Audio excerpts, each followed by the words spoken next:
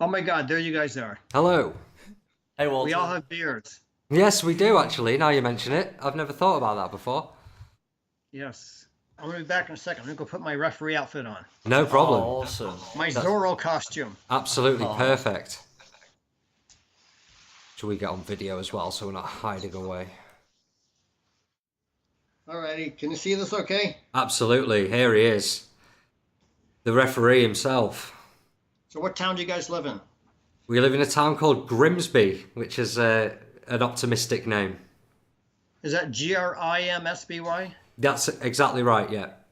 Okay, so I've heard of it. Oh, I've seen really? that name. I've seen the name Grimsby someplace and in the course of my life. In fact, numerous times. Is it a suburb of something big? Not really, but we've got like a lot of history in like the fishing industry and stuff like that. I don't know if you'd have come across that. No, I'll tell you very truthfully that I am not up on my fishing history. I'm from Grimsby, and to be honest, I barely am. You any good, Dale? I'm no good with fishing history. No. Oh God. Because you know I'm Lee, Walter. This is my cousin Dale, by the way. I haven't introduced you properly. Who does the show with me? Nice to Hi, meet you, Dale, by the Walter. way. Nice to meet you. Nice to meet you, Dale. So Okay, how's it going today? it's going good. Am I framed okay? You yes, as long as I lift you up like that. Yeah, we've got you Perfect. perfect. Okay, good. Good. Yeah, we'll have to just put ourselves up. Yeah, no, we're all good. We're all good here. So what's new with you then? What's been going on today? Well, I've been working on trading cards all day. I'm under kind of like deadlines to make trading cards because my 70th birthday is coming up soon, Right. and I'm doing three back to back award ceremonies for the trading cards as part of my celebration. Instead of going out and having a normal birthday party with a few friends and a cake, I've decided to turn it into massive trading card award ceremonies. That And sounds so, great. so I'm kind of in a rush job because I've been working on it for 70 days and I only have like 10 days left. So what's your role when it comes to trading cards then? Is it you're just I do involved it. in the production? I do all the design and I do all the writing except when I can manage to get someone to write the backside biographical text themselves because who knows their story better than anybody would be them, of course. They would know their story better than anybody. And I've generally decided that in my life I'm going to be a trusting person and not worry about whether or not someone pulls something over on me and claims something on the back of their card that's not true. If they do claim something that's not true, then that's their business and their karma. You know how much of a headache it would be to have to go through what do they call it in the trade? Just fact checking Yeah. everybody for everything they claim. Like, were you really there in 2012? And did you truly do this or that? It would be such a Oh, miserable experience. So, yeah, so that would people just ruin. That so would ruin the fun of it. Of course. now if the trading cards, see, I've designed now over 3,500 cards. In fact, close to 4,000 cards I've designed, and over 2,000 of them are actually in print and distributed around the world. Over 2,000 of them. And if that same incredible project was done by a real company, that had a CEO and then a director of the project, and then someone who's the director of all the writing for the back, and then a copy editor, and then a fact checker, and then someone who's out on the phone constantly getting permissions and copyright, removing copyright restrictions and trademark restrictions, and the graphic artist, and then whatever, and that's like at least 8 to 10 people. Imagine in a big city. It's kind of going to be in a big city too, and so it'll be. I mean, what I've done is my cards I've designed and created and got out there in circulation probably would have cost $3 to $5 million at this point to have done that. Right. And so essentially, I don't fact check because I mean there'll be certain things that will be like red flags on the field. But so you guys soccer fans? You are massive soccer fan, Yeah, Dale. yeah, yeah. I'm a Chelsea fan. Massive soccer fans? Do you get drunk and riot and raise havoc on the Oh streets? no, I'm not an anarchy fan. Um, Okay, so when your team wins, what causes bigger rioting? When the team wins or when the team loses? Good question. yeah, it depends in what scenario. Like you have different cups. In England, the Champions League in the Premiership. The Champions League seems to be the one to go for. But my team this year aren't in it. We're in the Europa, which is like the one level down. So it's still, yeah, if we win that, I think I might do a little bit of rioting and a little bit of drinking. Maybe till 11 o'clock at night. So how about you guys? So what do you think of America's NFL? It's not something I know much about. Okay, so you don't see NFL games on occasion then? No, it's never broadcast over here, at least as far as I know. Actually, it's becoming more and more popular. I think that when the American Super Bowl is shown, with the New England Patriots and stuff like that, Tom Brady and those guys, I think it was like almost 5 million people Right. watched it, I think, in Great Britain. No, you're right. I remember a lot of people were watching it, definitely. And they're starting to play the games over in Wembley. A few. Is it pre-season games they do or mid-season? No, they do. I don't think they do preseason, but in the course of the season as it stands right now, I think 4 games are scheduled for Wembley in the course of the season. Who's your team, Walter? Who do you... Well, I'm from Boston, so I'm the Tom Brady New England Patriots, the ones who win all the time. You hear about them winning all the time, don't you? Yeah. Just one time now. I know really, the names. It's really weird and freaky. So what do you guys? So how old are you guys? You guys are about 35? Ooh, I'm only 29, so I take that personally. I can't tell because you have beards. You know what I mean? Yeah, it hides it, doesn't it? I'm 27. Yeah. Okay, so I'm 31. See, the beard makes me look older. I look about 12 when I shave. Really? Maybe I should do that live at some point. See the transition. A fundraiser. Yeah. And have you always been bearded, Walter? It's kind of synonymous with you, I think. Well, I haven't always been bearded. If you go back far enough, you'll see that I used to be, in the earliest days of Twin Galaxies, I had a big handlebar mustache, sort of, and three-piece suits. Of course. 3-piece suits. I used to own 7 3-piece suits that I got as an oil broker back in 1980. And those are what I wore through the first 4 or 5 years of Twin Galaxies. So all these 3-piece suits, they're expensive too. Sharp.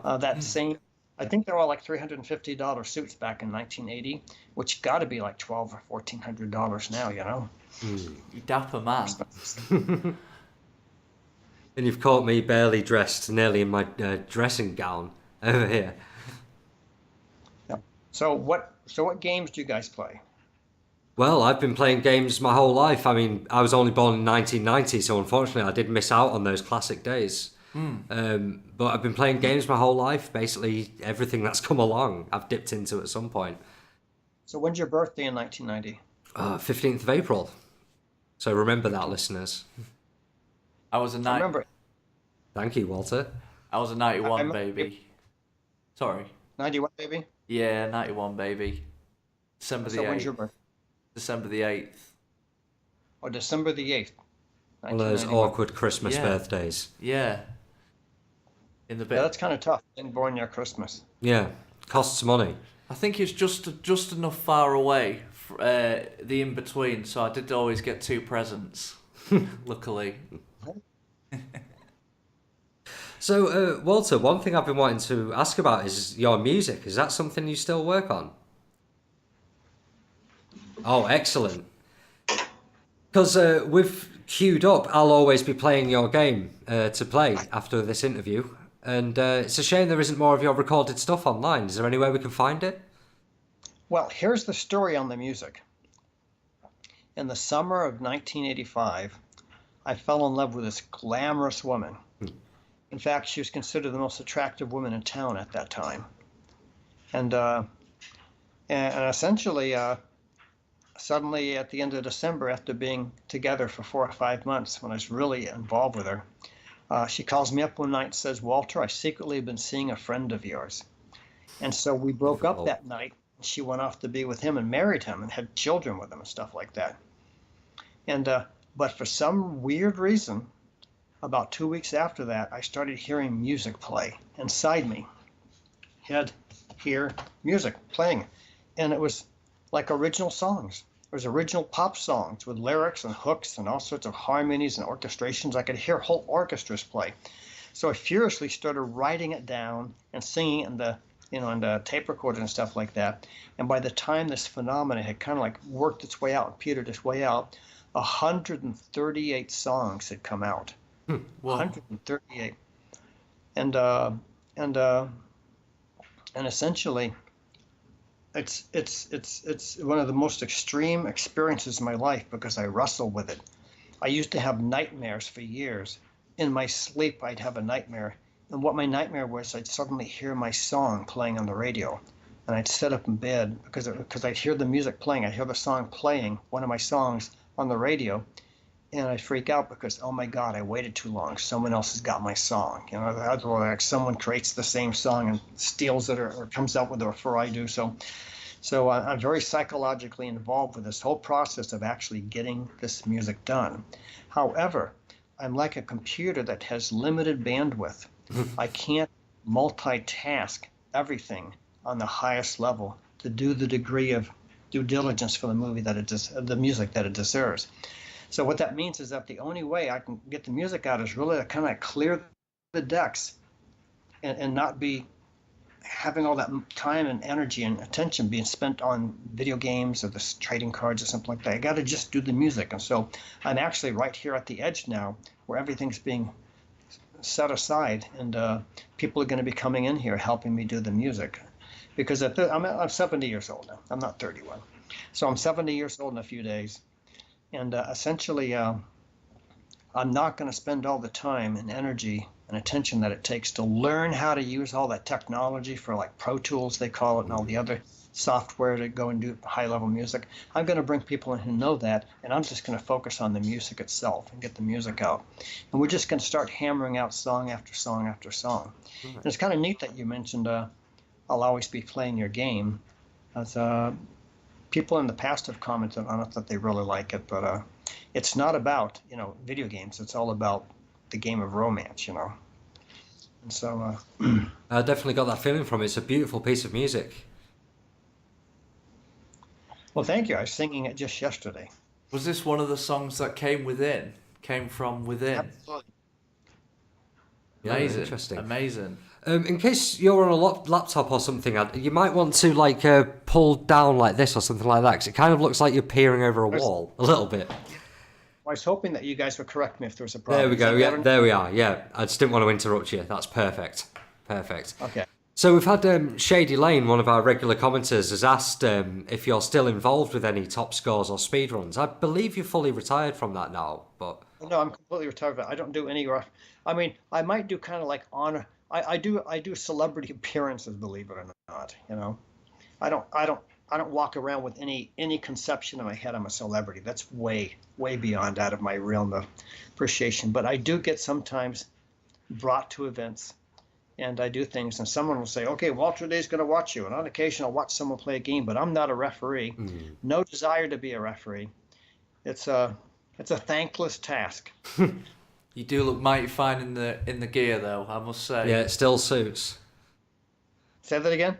I say you do look mighty fine in the gear. Okay, thank you very much. I feel all geared up after that. How do you feel about the community today compared to back in its prime when you were first founding it? Well, back in its prime, the people I was surrounded by were all 13 to 17 years old. Now those same people still play the same games, but they're all 50 to 55 years old. And I'm surprised that their wives aren't throwing them out of the house, actually. But essentially, the new young people, only far less than 1% play the games of yesteryear. Most of them are playing, Fortnite, League of Legends, and whatever they're playing, Fortnite, League of Legends, and Rocket League. All those ones, because that's where the peer pressure is, and that's where the true rewards are right now. You can win a lot of money if you're good at those games and gain a lot of prestige. So you get minimal prestige if you're good at Donkey Kong Jr., but you get real big prestige if you're a champion on Fortnite or something like that. So the modern age is still the same as the old age of almost 40 years ago, and that it's the same dynamics still in play. And what that means is this. If you're in an arcade and it's 1982 and someone's getting a high score on Ms. Pac-Man or on Donkey Kong or something, a big crowd will gather around that person and ooh and ah and watch his every move. As many people as it can fit around and still see the screen, a big crowd will gather around a person who's a champion player. And that's because just as now they can fill up a big stadium with 50,000 spectators to watch a modern esports championship, that kernel seed of spectatorshipism has always existed. And in 1982, if there suddenly had been the miracle of the internet available, 10,000 arcades around the world would have signed up to watch a stream of Billy Mitchell's Donkey Kong or Chris Ayer's Miss Pac-Man or something like that. So the modern esport era is not inventing anything new. The impulse to be a spectator and watch high-level video game play was there at the beginning, just as it is now. It's nothing new. It's just a new cycle that's been generated by new improved technology. Yeah, more accessible and now. Also, the video game players of that era of 1982 and 83, like I rented a 1953 GMC City bus, 48-foot long bus or whatever it was. We filled it up with video games, and I selected players and made the U.S. national video game team. And in August of 1983, we went on a tour of the nation on that bus. So we did what might be considered history's first video game road trip, okay? Oh, man. And we went around and we took on all comers in every city we went to. And so essentially those players believed in the validity and the reality of being a professional video game player. Many of those players did from that era. It's just that they were too far ahead of their time. And it would take technology to catch up before it could become a functional, financially feasible reality. It wasn't a feasible reality back then, but it was something that was believed in and embraced by video game players of 1982, just like the esports gamers of today embrace it and are actually living it. So the other point I wanted to bring out is it's all a cycle, that the spirit of esports didn't start with all these teams nowadays. It was there alive from the very beginning, which is the point I'm getting at. So it's just cycles. And how do these cycles work? Well, it's all based on the technology. Because once the technology became available that would allow enough bandwidth and interconnectivity so that anybody in the world could play, theoretically, anybody else in the world, and the technology would completely support a valid, genuine flow of gameplay, so it made sense. It was a real game structure because in other words, a major game could be played from people on other sides of the planet from each other because the technology was advanced enough and the games were advanced enough. And once that was possible, that anybody could play anybody else, and the technology was so available that it lowered the bar for entry so that tens of thousands of teams could not only start their own team, but start their own leagues and start their own contests and get their own sponsors, so that it proliferated everywhere like an explosion. Once that technology made all that possible, and the main thing that was the most important thing to fuel it and keep it going, was that the technology then allowed sponsors and advertisers to actually place their message in front of their specific group in a highly profiled way that no other advertising medium before it was ever able to do. In other words, you placed an ad in a newspaper, you might get 20 leads, but you just paid $40,000 for that ad space. Now, for a small amount of money, you can have your advertisement placed in front of your exact demographic. And not only that, because of the technology so rich and so developed, is that word robust, which I hate, they are able to actually monitor and verify how many people saw it and how many people clicked through and actually became customers. So with that tremendous amount of marketing strength it enticed and attracted all sorts of sponsors on all sorts of levels from all sorts of parts of the globe and different walks of life and different industries. So it all converged into making a sponsorship-driven thing that was reliable and had great, because you can see when you advertise in them, well, that's why the magazines are getting thinner and thinner and thinner, because fewer and fewer companies advertise there. They're all what? They're all escaping to the internet realm and placing their ads, especially in video game, scenarios.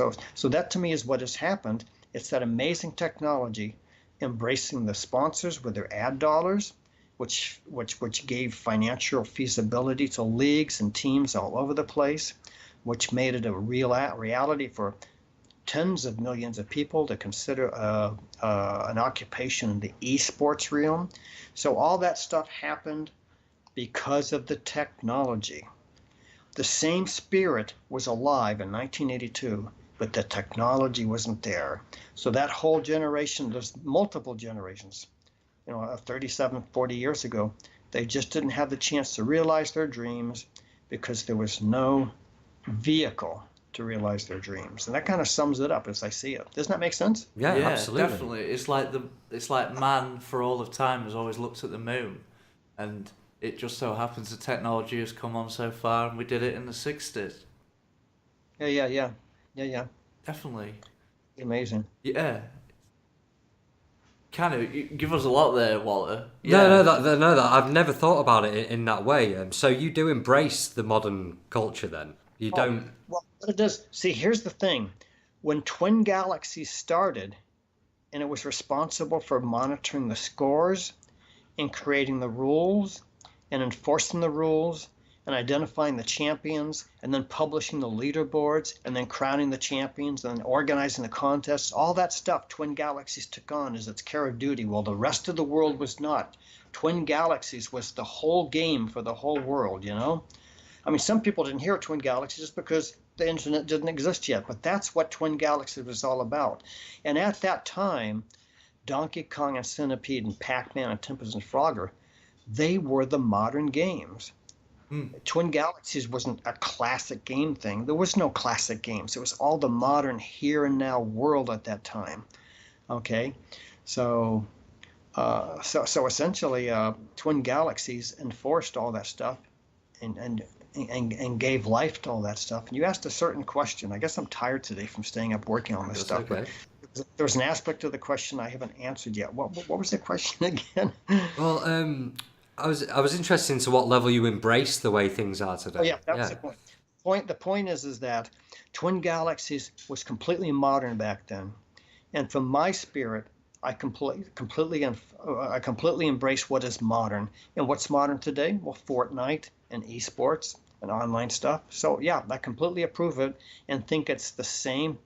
It's just the grandchildren of the Donkey Kong era, but it's still the same family. And the grandparents, of course, love the grandchildren. So I'm all for the environment, the video gaming environment as it is. I'm kind of settled down in my. I'm more relaxed about how it. Well, I guess the better way I put it is that I don't think the excessive violence in some of the games is needed. I mean, I don't know. I think it's going to change, though. I think they're going to try and figure out how to do things more creatively. That's the word I was going to use. If you're just going for gratuitous violence, then you do lose an element of creativity. Absolutely. Yeah, there's got to be ways of doing creativity that's not just all about violence. And too many of the games are just about violence. I think there is a thriving indie scene of like really creative games, but the AAA games, the big releases, a lot of them are just extremely violent, beat-up-a-thons. Yeah. But like we've heard a lot about you being the video game referee over the years. What games do you play? Did you play any back in the day? Well, when I played in the old days, I actually had for a while the world record on a game called Make Tracks. Right. Make Tracks. You see a paint roller going through a maze, painting a maze. Do you remember that game? I think it's also called Crush Roller in Europe and Asia. Right. Yeah. But I was also pretty good at Centipede and also pretty good at Gorf and a little bit good at Berserk. All old games, and I loved Mousetrap and Wizard of War. So But more modern games, I liked Hydro Thunder and I liked Crazy Taxi. I like Tony Hawk Skater. Oh, really? Yeah, Not, I'm a big fan of Tony Hawk's. not very good at any of those. And What's your favorite? What are your favorite games? Ooh. Yeah, does anything come straight to mind for you, Dale? Trying to say my obvious ones. I'm really into racing games, and I think my favourite racing franchise would be Forza. What is Forza. Forza? The Well, I think Yeah, the Forza franchise. I love it. I've had every single one since Forza 2. I'm a bit of a driving nut in reality, and it kind of transfers into my gaming tastes. So what are your day jobs? I'm a forklift driver on the docks. On the docks, yeah. on the Liverpool docks, huh? Basically, Might as well be, yeah. Yeah. I'm actually a musician, like you as well, Walter. Really? So what do you play? Bass is my main instrument. That's nice. That's nice. Bass is amazing. Yeah. A lot of people don't appreciate how absolutely important bass is, because the bass agree more. The bass is the thing that gives the depth and the renaissance and the resonance to the melody on the top. Absolutely, yeah. And there's a lot of the movement is there as well. People don't realize how much the melody's working because the bass is counterpointing it. Because they just don't. So because the bass sort of hides in the fabric of the song. You know what I mean? Definitely. Feeling the beauty of the bass that's caused in its relationship with the melody, but they're not aware of what it is that they're hearing, but that's what's going on. The bass is super important. Is it something you played much yourself? Never played bass, but I hear music playing inside me, so Yeah. So it's whatever. I wish I got that. Well, whatever. Sometimes I'm falling to sleep. Have you guys ever met the Beatles? No, not at all. We did play a track from Paul McCartney. That's the closest we've got. Yeah, that's the closest we've got. What game franchise was it? Paul McCartney wrote some music for Destiny, turns out. Oh, okay. How about that? Yeah, Wow. yeah. Yeah, we were surprised as Yeah, well. quite a interesting. full album's worth, not just one game. A full album. Years ago when I weighed like 30 pounds more than I weigh now, and I shaved off my beard and mustache for the first time in many, many, many years, immediately people came up to me and said, "Do you know that you look like Phil Collins?" And I said, "What? Who's Phil Collins?" And so I went and looked, and I saw pictures of Phil Collins, and it was unbelievable. It was like I was looking in the mirror. Phil Collins and I, back in the 80s, looked so much alike that everywhere I went, people were asking me for my autograph as Phil Collins. I'm trying to shave your beard in my imagination, and actually I think I can see it. I have to have my face fuller and fatter to show that look. So I don't have that look anymore, I don't think. Did you ever give them an autograph as Phil Collins? Yeah. I think I signed autographs for Phil Collins. One time, have you ever heard of a motorcycle gang called the Hells Angels? Yeah. Yeah. Okay, well they're pretty rough.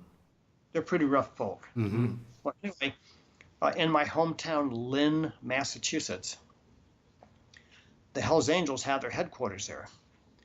And that was where I grew up, and I returned there once. I remember one night walking on the sidewalk on a visit in 1986, and I see them, a big party of them on a corner, on a street corner, where two roads met. So I got out and walked around their big group out in the middle of the street, walked to rock around them, continue walking on. As I walked by, the whole party suddenly quieted down to not a single sound. And then in the middle of that silence, I heard one of them say, "No, that's not Phil Collins." Are there any actual pictures of this? I need proof now. That's amazing. I can probably can find old pictures of me as Phil Collins. I'll have to look for them. Oh, great. We'll see if we can post those out. So we're going to go ahead and listen to I'll Always Be Playing Your Game now then, Walter. Have you got anything to say about this track in particular? Oh, let's play it. I haven't heard it lately. I don't know if I can find a way to get it so you can hear it, unfortunately. Oh, you can't? Okay. I don't know. We're on a quite. Yeah, I don't know how I could send that to Skype. Oh, you're going to give a live rendition? I haven't played it in a long time. Even better.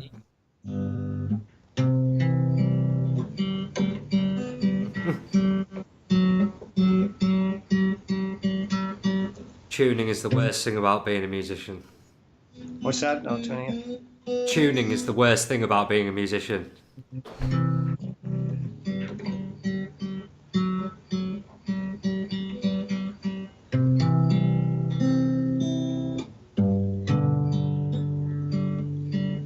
Well, for some reason, the string is not doing it. Yeah. You know, some strings just don't want to tune. Yeah, they have little personalities, don't they? I always have problems with the G strings. That's pretty close. That's close. So I haven't sang this in so long, and the words were never finished. But I'm trying to remember. But essentially, it was something like, "I'm tired and weary. I see the trend, but I'm so hung up on you. Other men tell me who have come," and I'm real hoarse too from not practice. "Come before me, you treat love just like a game." Can't remember any more words, but the music goes ba-da-dum bum bum bum bum bum ba-da-dum bum ba-dum ba-da-dum bum bum bum bum bum bum bum ba-dum da-da-da-dum bum la-da-da-dum ba-dum da-da-dum ba-dum ba-da-dum bum bum bum. Classic. Even though then the words go, "Even though your friends are on your side, they confess you're taking my heart for a ride. Even though your friends are on your side, they confess you're taking my heart for a ride. Da da da da da. Ba da da bum ba da da da da da dum bum bum ba da da dum. No, you won't see me. No, you won't hold me up. I'm still playing your game. Da, da, da. So though you won't see me and you won't hold me, I'm still playing your game. Of course, That's yeah. Thank you for that, Walter. I haven't played that in so long, but you could get the feel for where the music goes. Oh, yeah. Well, this version we've got next is instrumental. I've never heard it with the lyrics, so that was great. Thanks, Walter. Okay. Yeah, so though you won't see me and you won't hold me, I'm still inside the game. So it's all about she's playing a game with him, and even though she's rejecting him, he's still there playing the game. And that's the whole concept. I'll always be playing your game. I think we all have one girl in our lives like that, don't we? We do. The Road of Life. Yeah. Is that track gonna be given some attention when you get you guys in to do your music full time? I'm not sure because there's so many to choose from. I'm playing this one a lot. 130 odd. 1, 2, 3 patterns in my life I've come to see. Despite my foil. Oh, I can't play it. Like there's so many of them, and when I really start getting into this, I have to just do a lot of vocal working out because I have a voice in there, but you know how your voice is not a voice if you don't keep it going and keep practicing and working it, running it and using it. So I have to build all that up so that the voice comes out strong and smooth and clear and pleasing, hopefully. But I think I can do it simply because I'm too determined to fail. Yes, Walter. That's what we like. Exactly, good attitude. And if there's any movement on that, if anything comes out, we'll definitely stay in touch. We'd love to talk more about it. Oh, absolutely. Oh, yeah. Great. Sounds great. It's been a pleasure to meet you, Walter, and talk to you, really. Yeah, it has been. Thank you so much for giving us your time. Well, thank you. I'm honored to be those two gentlemen from Grimsby. Thank you so much. The Bearded Brigade. I don't think I've been called a gentleman before. I'll take that. Okay. Well, thank you very much. I've been honored. So let's stay in touch, okay? Absolutely, yes. definitely. I'll let you know when we release this properly in a couple of days' time. Okay, sounds good. Thank you. Cool. Well, we'll speak again soon. I don't think I've sung on too many things like this. So I think you guys got something a little bit. Yeah, that's Hey, pretty man. exclusive. I enjoyed that in the moment. That was really Yeah, nice. I really appreciate that, Walter. Thank you. Thank you. Okay, you guys signing off. Talk to Bye you for again. now. Bye bye now. Bye. Have a good Wally. day. I have to learn how to end this. I don't know how to Skype very well. Okay, here it is. I hit the red phone. That's Exactly, yeah. it. See you guys later. Bye. Bye bye. Bye. Bye.